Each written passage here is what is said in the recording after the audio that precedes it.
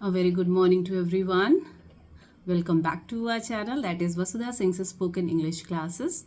My little philosophy, English should be skill, not language. आज हम पढ़ेंगे how to change voice in yes no type of interrogative sentences. Okay? Yes no type of sentences क्या होते हैं?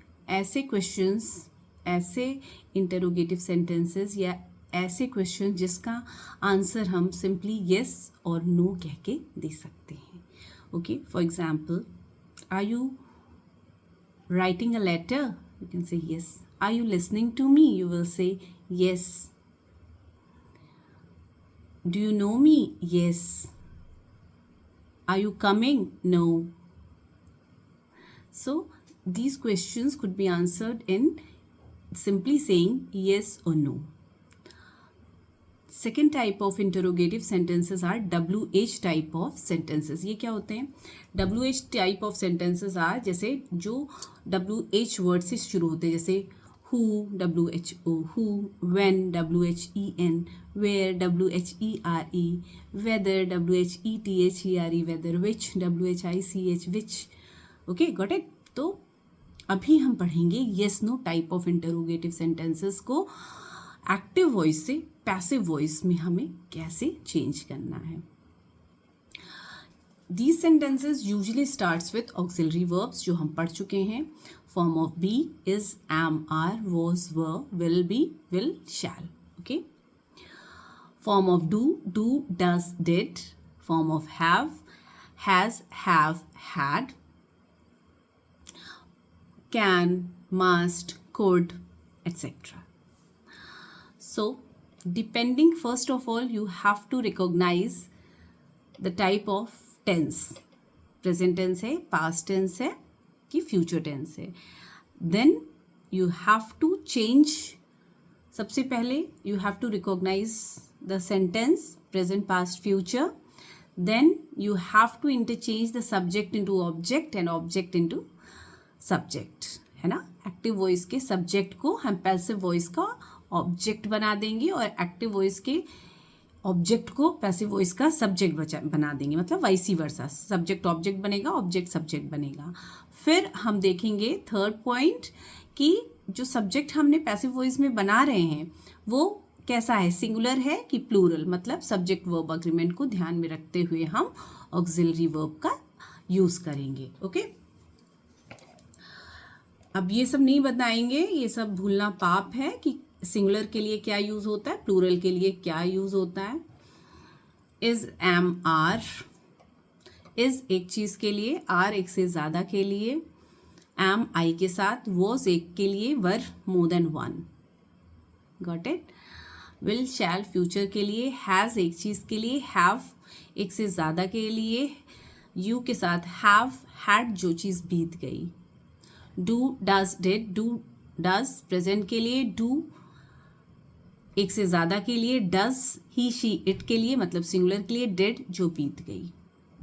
So this is, ये आपको भूलना नहीं. अगर आप भूल गए हैं तो ये पाप है, इसका प्रायश्चित करना पड़ेगा आपको.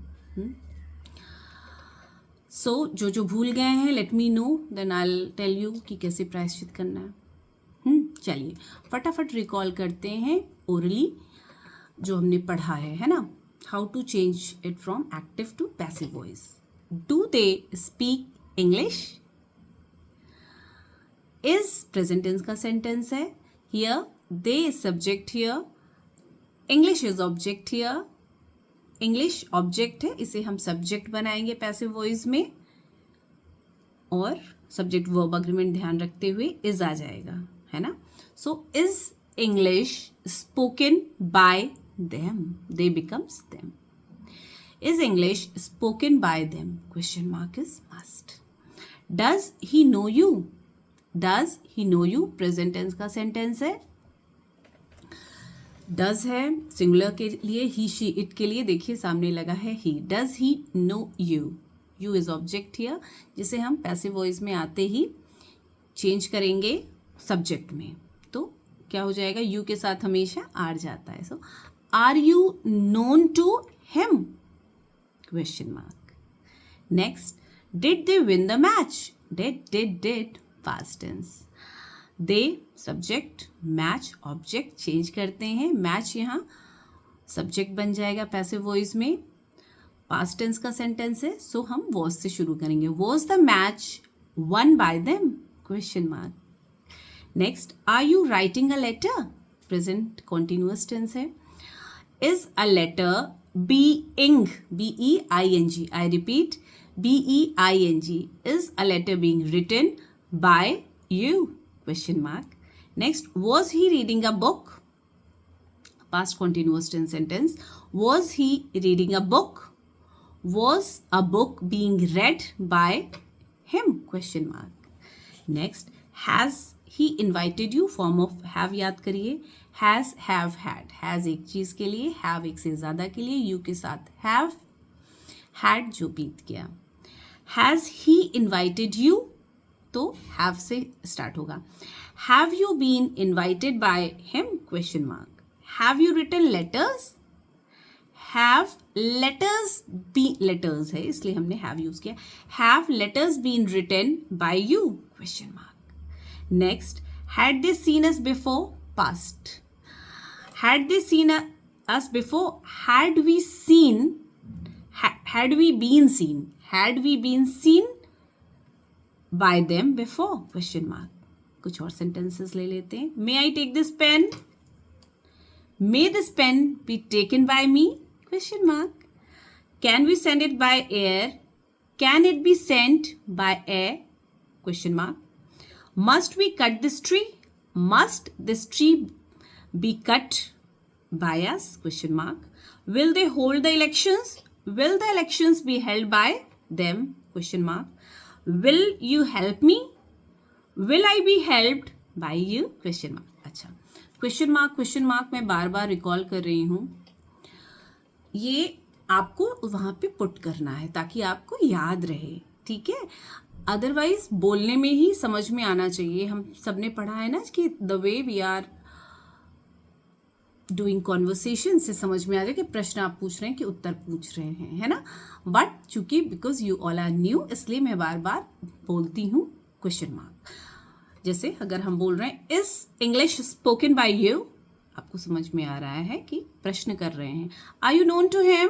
क्या आपको वो जानता है ना. तो ऑल दीज थिंग्स आपको अभी तक समझ में आने लगा होगा. Hope you would love this video. So please, if you are having any doubt, please do comment in comment section and let me know. And please do like, share and subscribe my channel. Please, love you all. Keep watching. Keep tuned. Bye bye.